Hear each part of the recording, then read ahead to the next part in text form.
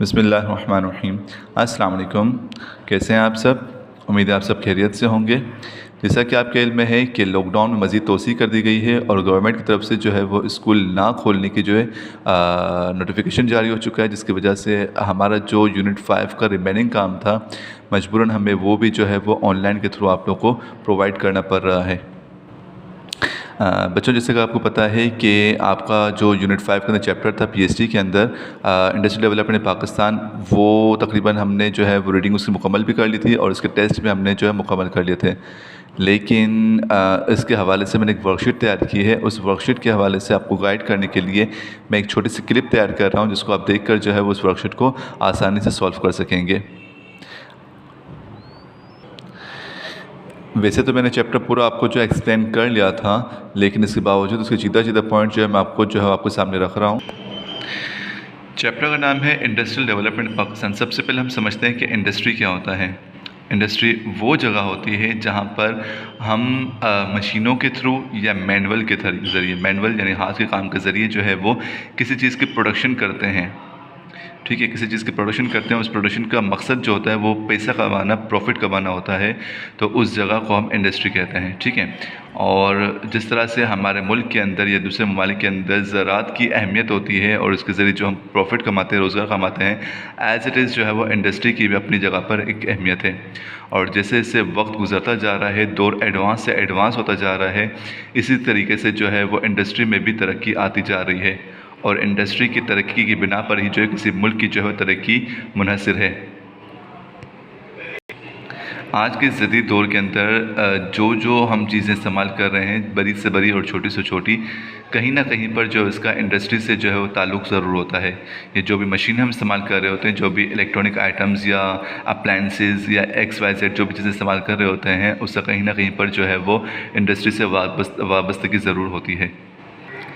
यानी जो मुल्क की तरक्की का दारोमदार होता है, उसका जो है वो काफ़ी सारा जो है वो शेयर जो है वो हमें इंडस्ट्री से भी जो है वो हासिल होता है। अब ये इंडस्ट्री जो है 3 तरह की होती हैं। एक हमारे पास होती है कॉटेज और स्मॉल इंडस्ट्री।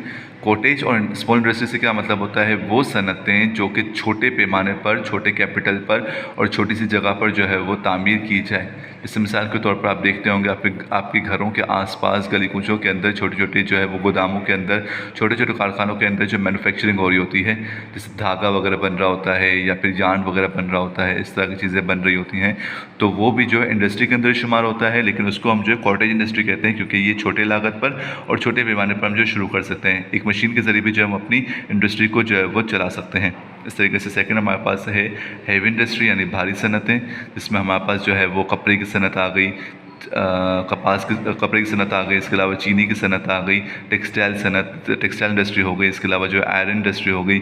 इस तरह की सनतें जो कि बड़े पैमाने पर जो है कायम की जाती हैं, उसको हम हैवी इंडस्ट्री कहते हैं। और तीसरे हमारे पास है डिफेंस इंडस्ट्री। डिफेंस इंडस्ट्री से मुराद वो इंडस्ट्रीज़ होती हैं जो कि मुल्क के दिफा के लिए इक्विपमेंट बनाती है या चीज़ें तैयार करती हैं। अब कॉटेज इंडस्ट्री के अंदर हमारे पास जो है वो कारपेट इंडस्ट्री हो गई, लेदर टैनिंग हो गई, चमड़े की सनत हो गई, स्पोर्ट्स गुड्स हो गया, कटलरी हो गया, एम्ब्रॉयडरी का काम हो गया, इसके अलावा जो है कॉटन हैंडलूम्स वगैरह हो। और हैवी इंडस्ट्री के अंदर जिस तरह से टेक्सटाइल इंडस्ट्री हो गई, शुगर इंडस्ट्री, सीमेंट इंडस्ट्री हो गई, केमिकल फर्टिलाइज़र हो गया, वेजिटेबल घी वगैरह हो गया। इसके अलावा डिफेंस इंडस्ट्री के अंदर आयरन स्टील इंडस्ट्री हो गया, शिप बिल्डिंग इंडस्ट्री हो गई, इसके अलावा पाकिस्तान स्टील मिल हो गया, और मैकेनिकल कॉम्प्लेक्स टेक्सला हो गया, आर्म्स एंड एम्यूनिशन मतलब जो है वो असला जात बनाने की सनतें वगैरह हो गई। ये सारी चीज़ें जो है वो डिफेंस इंडस्ट्री के अंदर आता है। इसके बाद हमारे पास एक हेडिंग आ रही है यहाँ पर, मीन्स ऑफ ट्रांसपोर्टेशन कम्युनिकेशन। आपको पता है कि जिस तरह से इंडस्ट्री और एग्रीकल्चर जो है वो हमारे मुल्क के लिए अहमियत रखते हैं, तो इन दोनों को चलाने के लिए हमें ट्रांसपोर्ट का निज़ाम भी जो है वो बेहतरीन किस्म का मतलब ज़रूरत होती है उसकी। और जितना अच्छा हमारा ट्रांसपोर्टेशन का, कम्युनिकेशन का निज़ाम होगा, उतनी ही ज़्यादा जो है वो हमारी मैन्युफैक्चरिंग से, हमारी जो है प्रोडक्ट से फ़ायदा हासिल कर सकते हैं। जैसे मिसाल के तौर पर हमने किसी चीज़ की मैन्युफैक्चरिंग की, हमें उस चीज़ का जो है वो कॉन्ट्रैक्ट आए कि हमें चीज़ तैयार करनी है। अब वो कॉन्ट्रैक्ट की बिना पर हम अगर अपना माल जो है वो वक्त पर उस डिमांड करने वाले बंदे तक पहुंचा देंगे, तो उससे क्या होगा, एक तो हमें जो आगे के लिए आसानी हो जाएगी, वहाँ से हमें मज़ीद कॉन्ट्रैक्ट हासिल होंगे। दूसरा ये होगा कि वो माल जो है बर वक्त पहुँचने की बिना पर हमें प्रॉफिट भी ज़्यादा होगा। इसकी एक और मिसाल यूँ भी समझते हो, जैसे मिसाल के तौर पर मेरी जो है वो टोमेटो यानी टमाटर की जो है वो काश्त हुई है। अब टमाटर एक ऐसी चीज़ होती है जो जल्द ख़राब हो जाता है, तो अगर मैं उसको वक्त से पहले या वक्त के अंदर जो है वो वहाँ पर पहुँचा दूँगा, तो वो क्या होगा, ख़राब होने से बच जाएगा, ख़राब होने से बच जाएगा और जो है उसका प्रॉफिट भी मुझे अच्छा होगा बनिस्बत इसके कि वो देर से वो मार्केट के अंदर पहुंचा, तो उसमें जो है वो ख़राबी के इम्कान भी ज़्यादा हो गए और जो है वो मुझे नुकसान भी होगा। अब ट्रांसपोर्टेशन के 3 ज़रिए हमारे पास है। एक हम रोड के ज़रिए कर रहे होते हैं, एक हम जो है वो रेलवेज़ के ज़रिए कर रहे होते हैं, एक हमारे पास जो है वो एयरवेज़ का निज़ाम होता है। इसके अलावा हमारे पास सी रूट्स भी होते हैं जिसके ज़रिए जो हम अपनी ट्रांसपोर्टेशन या फिर जो है वो बिज़नेस कर रहे होते हैं।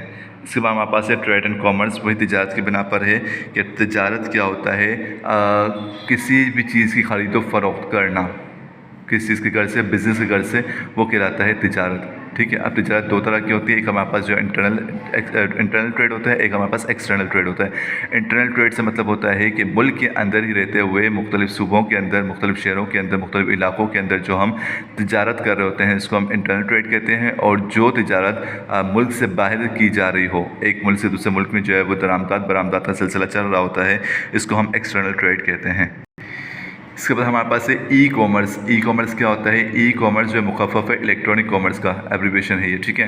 इलेक्ट्रॉनिक कॉमर्स से मतलब क्या होता है, आप आज के दौर के अंदर सबसे बड़ी मिसाल इसकी ऑनलाइन काम है।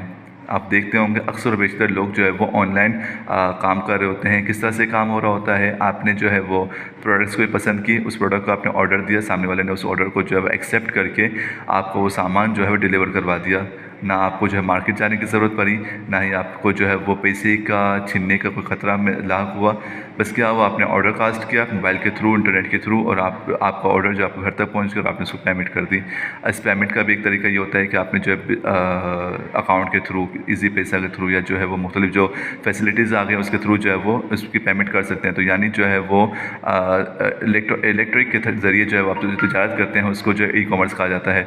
या फिर इसकी बड़ी मिसाल ये भी ले लो कि हमने जो है वो पाकिस्तान के अंदर बैठे हुए जो है वो अमेरिका के अंदर की कोई चीज़ पसंद की, प्राइवेट लेवल पर नहीं, अगर हम उसको कंपनी लेवल पे बात करते हैं या किसी शॉप के लेवल पर बात करते हैं, तो हमने जो उसको थोक की तादाद, मैंने बड़े पैमाने की तादाद पर जो है उसको ऑर्डर किया, उसने जो है ऑर्डर रिसीव किया, हमारे पास जो है उसकी शिपमेंट आ गई, बाय रोड बाय सी किसी के ज़रिए उसने जो है वो हमें वो सामान पहुँचा दिया, हमने जो है उसके अकाउंट में पैसे ट्रांसफ़र कर दिए, वो माल हमारे तक आ गया। ना हमें वहाँ तक जाने की ज़रूरत हुई, ना हमें जो है पैसा वहाँ पर भेजवाने की ज़रूरत पड़ी, बस अकाउंट के थ्रू हमने वो काम सारा कर लिया और जो है वो इंटरनेट के थ्रू, कंप्यूटर के थ्रू जो है वो हमने वो सामान सारा अपना मंगवा लिया। ये होती है ई कॉमर्स। ठीक है। अच्छा, इसके साथ साथ जो है हमारी तिजारत को मुख्तलिफ़ किस्म के मसाइल भी दरपेश आते हैं। जैसे मिसाल के तौर पर बाज़ औक़ात कोई सरमायादार जो हमारे कंपनी के अंदर, मुल्क के अंदर जो सरमायादारी नहीं कर रहा होता, मुख्तलिफ़ बिना पर हमारे पास लॉ एंड ऑर्डर की सिचुएशन आ जाती है। कहीं बाज़ औक़ात जो कानून में जो रद्द-बदल हो जाती है, बाज़ औक़ात पॉलिसीज़ के अंदर चेंजिंग आ जाती है, बाज़ औक़ात जो है वो मार्केटिंग हम अच्छे से नहीं कर पाते, हमारे पास जो है वो प्रोडक्ट्स की चेकिंग का काम जो है वो इस आला मयार का नहीं होता। इस तरह से बहुत सारे मसाइल आते हैं। या फिर जो है वो हमारे पास लेबर इस तरह के नहीं होते, हमारे पास एक्सपर्टीज़ लोग नहीं होते, एक्सपेरिमेंट करने वाले लोग नहीं होते, माहिर लोग मौजूद नहीं होते। इसकी वजह से हमें जो है इंडस्ट्री में जो है खसारे का सामना करना पड़ता है, या फिर जो है हमारी इंडस्ट्री जो है बड़े पैमाने पर जो है तरक्की नहीं कर पाती। तो ज़रूरत इस चीज़ की होती है कि जो मसाइल हमारे पास दरपेश हैं उन मसाइल को जो है वो हम अच्छे तरीके से सॉल्व करके अपनी इंडस्ट्री को जो है वो तरक्की दे सकें। ठीक है। यहाँ पर हमारा चैप्टर मुकम्मल होता है। उम्मीद है आप लोग को जो है जो पॉइंट्स मैंने आपको गाइड किए होंगे, समझाए होंगे, समझ में आए होंगे। इंशाल्लाह जो है वो यूनिट 6 के अंदर अगेन हमारी आपसे मुलाकात होगी। तब तक अपना ख्याल रखिएगा। अल्लाह हाफ़िज़।